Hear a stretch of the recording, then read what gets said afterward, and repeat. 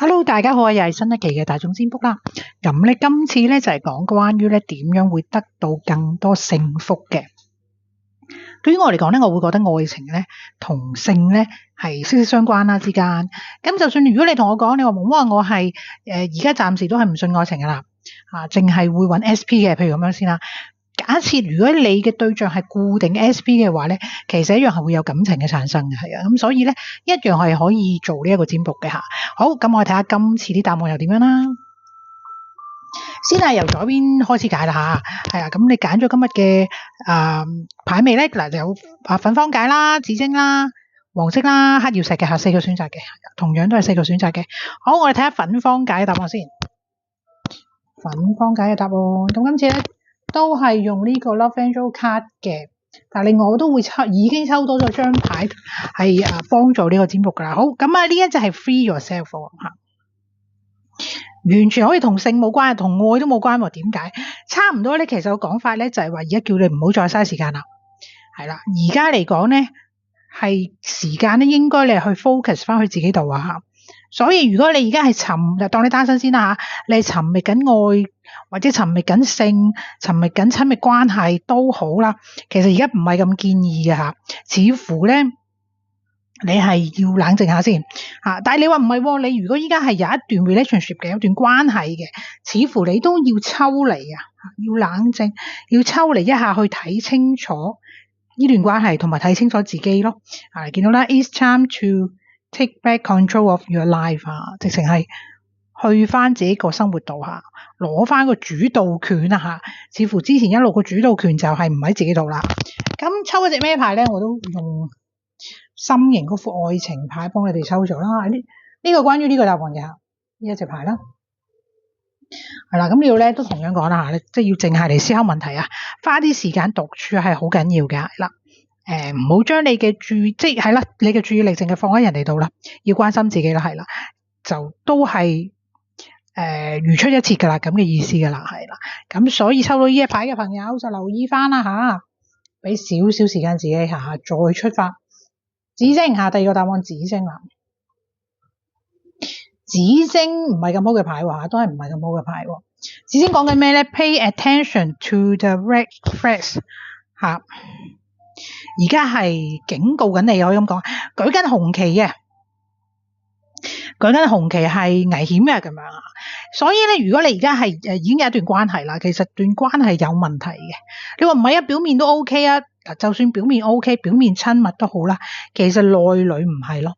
又或者你唔係都好啦，其實對方心裏面係有不滿啊，係有問題嘅，係啦。所以你要注意翻個細節，留意翻個感受、感覺同埋多啲溝通，唔好以為冇事啦。如果你單身啊點啊？單身嘅話咧，似乎你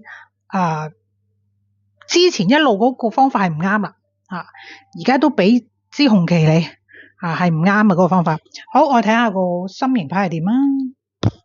心形牌就係呢隻嘅，睇下講咩先啊？呢隻以前有出過啦，係啊。即係由樹一路咁樣變啦。好，咁佢話人生咧係一連串不斷嘅變化循環啊。當我哋唔願意改變咧，拒絕生命嘅自然流轉咧，就會產生不必要嘅壓力噶啦。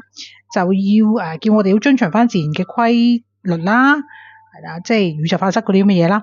咁你就會發現驚喜噶啦。咁即係似乎咧，而家點解會出 warning 啊、出紅旗咧？就係可能內心深處係知地嘅。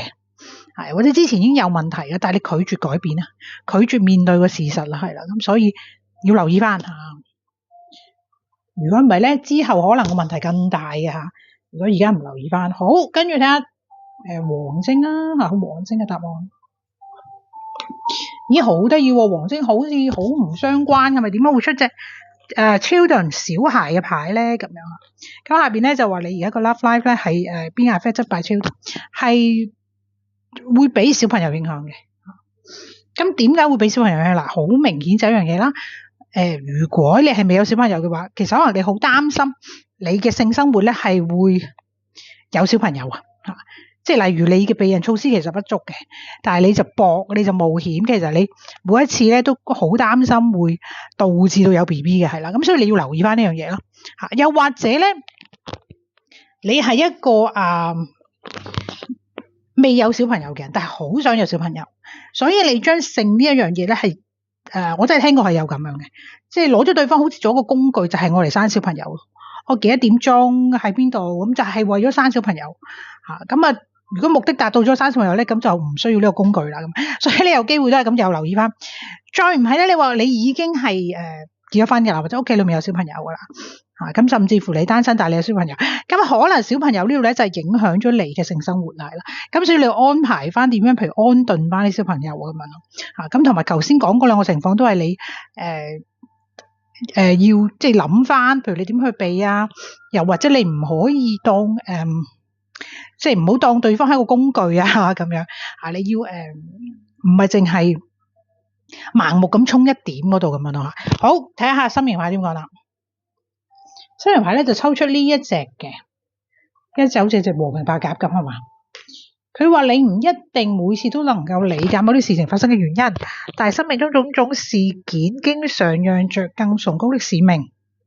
喺一片紛亂當中，祝福不久就會出現啦。差唔多佢意思就係叫你順其自然啦，順其自然咁就宇宙會祝福你嘅咁樣咯。咁同埋好多時佢意思就係，就算有時有啲唔好嘅嘢發生，其實裡面係隱藏咗係有更高嘅意思，即係你依刻唔知道，但係將來回看翻咧係有意思嘅咁樣咯。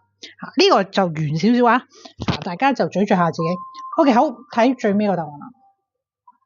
最尾黑曜石啦，黑曜石嘅朋友仔，呢隻咧睇落好浪漫、好靚嘅牌，我自己都好中意。咁佢就係講呢啲 could be the one 即係好似真命天子咁嘅意思啊，真命天女啦，或者咁就係如果你而家係單身嘅話咧，其實你係 looking for 咧係想同一個有愛嘅人發生關係嘅即係同佢結合嘅希望係有愛嘅呢樣嘢，而唔係話求其或者悶或者滿足自己需要嘅，純粹就唔係嘅咁如果你係有伴侶或者係結咗婚有 partner 呢啲咧，你亦都覺得係咧，同你真真正正自己另一半做呢樣嘢咧，你先會真係覺得安心啦，同埋覺得有幸福感啦咁樣咁所以咧要對自己誠實，我覺得收到呢隻牌係其實你內心諗住你係咁樣諗嘅唔好因為一時譬如受到迷惑或者少少迷失啦，咁就會後悔咯，係啦，所以留意翻。好，咁我睇下抽到隻牌點啦，抽到呢隻噶啦，所以你睇呢個抽出嚟都係一樣係一 pair 咁樣好靚咁樣。好，呢個咧叫你唔好急，一切順其自然係啦，咁係啦，即係跟翻宇宙嘅安排啦，係啦。咁好似我頭先所講咧，就唔好因為即係尤其是單身，我覺得單身嘅朋友仔啦，收到呢隻，其實你真正嘅內心你係想同一個你中意嘅人嘅，係啦，唔好因為即係悶咗好耐或者揾唔到啱咁就是但啦，求其啦咁樣，咁就驚你會後悔。因為有時啲嘢唔係你想象中咁容易切斷就切斷或者你求其之中你識到一個佢會纏住你嘅人咧即係之類啦，好多可能性發生啦有即係或者會影響咗你情緒方面心靈方面咁樣係咯。咁所以留意返，希望大家中意我占卜啦，記住按讚啦，同埋就分享啦，同埋即係最緊要訂閱啦好，我哋下次見，拜拜。